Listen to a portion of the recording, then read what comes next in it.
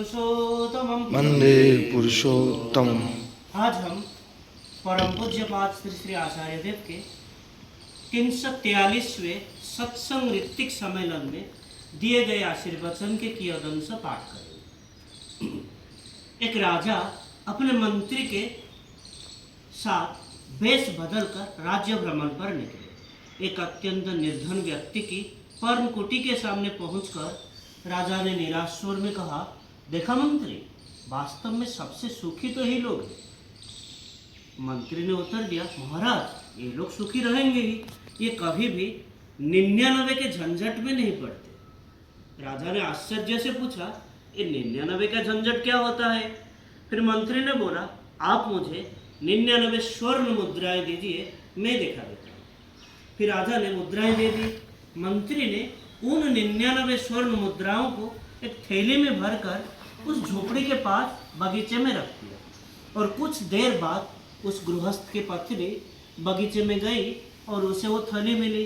घर लौटकर पत्नी ने जब थैली खोली तो उसमें स्वर्ण मुद्राएं देखकर अत्यंत प्रसन्न हुए और आनंद में वे मुद्राएं गिनने लगे। यही से अशांति आरंभ हुई।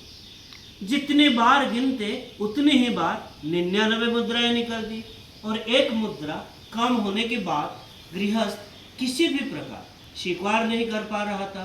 अंततः उसने अपनी पत्नी से ही झगड़ना शुरू कर दिया, तुमने ही निश्चित रूप से एक स्वर्ण मुद्रा निकाल ली है।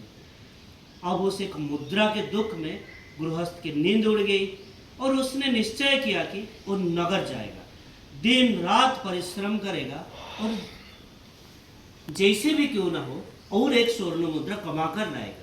और उसने वैसा ही किया। नगर जाकर दिन प्रतिदिन कठिन परिश्रम किया और धीरे धीरे एक स्वर्ण मुद्रा जोड़कर अंततः गांव लौटा। किंतु लौटकर वो अपना घर ही नहीं पहचान सका। उसकी वो पर्णकुटी कहाँ गई? वहाँ तो एक विशाल भवन खड़ा था और उस भवन से उसकी पत्नी बाहर आई और सारे शरीर पर आभूषण सजे हुए। और पूछने पर पत्नी ने बताया कि उसने स्वर्ण मुद्राओं की थैली में उस थैली में से खर्च करके ये सब बनवाया है। बस फिर अशांति, फिर वही झगड़ा। अतः हमारी सारी अशांति और अस्वस्थता की जड़ वही 99 है। पूर्ण होते हुए भी अपूर्ण रह जाता। हमारे किसी के भी भाग्य में ऐसा नहीं है कि हम जीवन भर निश्चिंत रह सकें। और मैं भी चाहता हूँ कि आप सब इस 99 वाली अशांति का अनुभव करें तथा ठाकुर के कार्य को करने की प्रेरणा से जीवन भर निरंतर दौड़ते रहें। एक बात सदा स्मरण रखिए, आप रहे या ना रहे, ठाकुर का कार्य कभी रुकना नहीं चाहिए।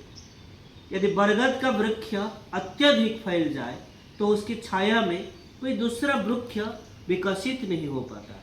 इसीलिए स्वयं बरगद बनकर दूसरों की उन्नति में बाधा मत बनिए। इसके बजाय हमारे जीवन में केवल ठाकुर ही एकमात्र बरगद बने रहे और हम सब उनकी छाया में छोटे छोटे पौधे की भांति साथ साथ जीवित रहे, साथ साथ बढ़े और साथ साथ विकसित हो। तो आज के लिए इतना ही। वंदे पुरुषोत्तमम्। वंदे पुरुषोत्तमम्। जय जय गुरु।